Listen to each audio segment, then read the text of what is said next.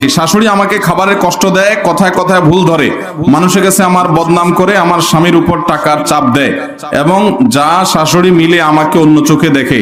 তারপরে আমি চাই সবাই মিলেমিশে চলবো, কিন্তু কেউ আমাকে মূল্যায়ন করে না, কারণ আমার বাচ্চা নেই। 15 বছর হলো আমার বিয়ের বয়স, আমাকে একটু কিছু হলেই বাচ্চা ধরতে দেয় না, শাশুড়ি তো আরো দেখতে পারে না, আমাকে ফোন দিলেও কথা বলতে আগ্রহী না। এই অবস্থায় তাদের সঙ্গে কথা না বললে গুনাহ হবে কিনা? দেখুন, আমাদের সমাজে একটু আগে আমি বলছিলাম, মেয়েদের প্রতি যে কত জুলুম হয়, কত নির্যাতন হয়। কোন মেয়ের যদি বাচ্চা না হয়, এটা কি তার দোষ? আল্লাহর ফয়সালা। বাচ্চা দেওয়া না দেওয়ার মালিক কে? অনেক সময় দেখা যায় পুরুষের শারীরিক ত্রুটির কারণে বাচ্চা হয় না, হতে পারে কি পারে না? তাহলে এক্ষেত্রে মেয়েদেরকে দোষারোপ করা অবিচার এবং অন্যায়।